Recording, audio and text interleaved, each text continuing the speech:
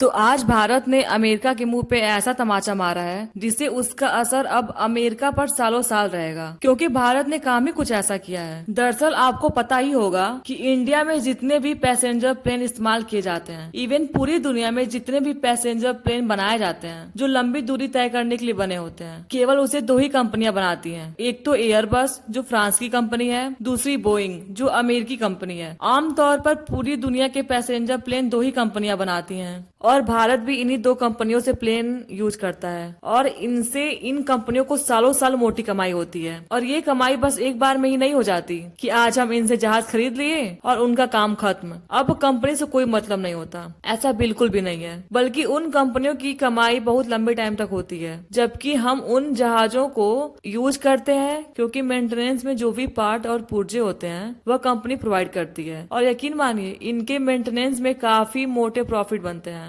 लेकिन यही भारत ने एक खेल कर दिया है, क्योंकि भारत जिस तरह से ग्रोथ कर रहा है उसे मेंटेन करने के लिए, ट्रांसपोर्ट को सुचारू रूप से चलाने के लिए भारत को अगले 10 सालों में कम से कम 500 ऐसे प्लेन चाहिए होंगे जिससे भारत अपने ट्रांसपोर्ट सिस्टम को सही से चला पाएगा। और भारत में कोई पैसेंजर प्लेन बनाता नहीं है, इसीलिए अमेरिका की कंपनी पिछले कई सालों से इस डील को पाने के लिए हाथ पैर चला रही थी कि ये डील उन्हें मिल जाए और इससे वे मोटा पैसा बना पाए। और शायद ये डील भारत उन्हें दे भी देता। जो ट्रम्प ने मूर्खता की है उसका खमियाजा बोइंग को झेलना पड़ रहा है। दरअसल खबर निकल के सामने आई है कि भारत की HAL और रूस की UAC यूनाइटेड एयरक्राफ्ट कॉरपोरेशन, ये दोनों कंपनियां मिलकर भारत में ही पैसेंजर प्लेन का निर्माण करेंगी और इसके लिए दोनों कंपनियों में MOU भी साइन कर लिया गया है। इसके तहत भारत और रूस संयुक्त रूप से भारत में ही SJ-100 प्लेन का निर्माण करेंगी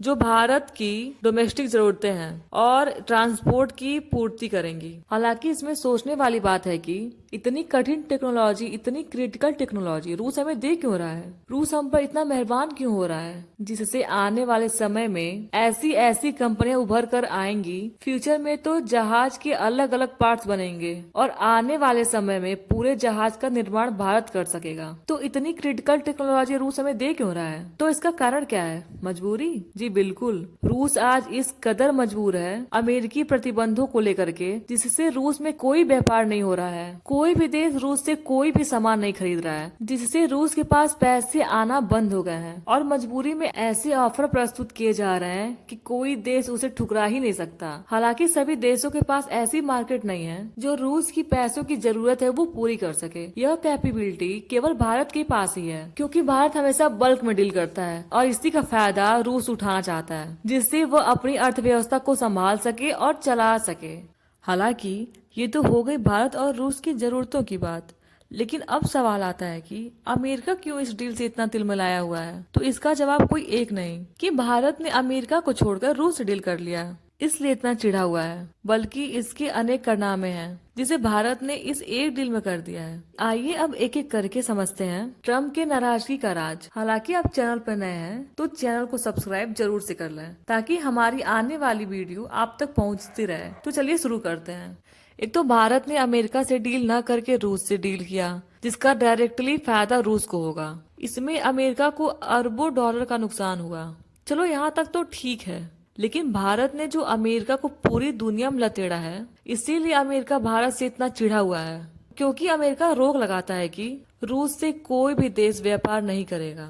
व्यापार तो छोड़ो, भारत उनसे व्यापार करता है, सस्ते दामों में तेल खरीदता है और मजे की बात तो ये है कि और वह तेल भारत यूरोपियन कंट्री को बेचकर मुनाफा कमाता है। और अमेरिका सोचता है कि भारत यूक्रेन रूस युद्ध में मदद कर रहा है। हालांकि यह बात कुछ हद तक सही भी है कि अगर भारत रूस से व्यापार बंद भी कर दे इस युद्ध के दौरान तो रूस की इकोनॉमी जो है वह कोलैप्स कर जाएगी। हालांकि आप यह बताइए, भारत का रूस से व्यापार करना या डील करना सही है या गलत? कमेंट में जरूर बताएं। मिलते हैं नए वीडियो में, अब तक के लिए धन्यवाद।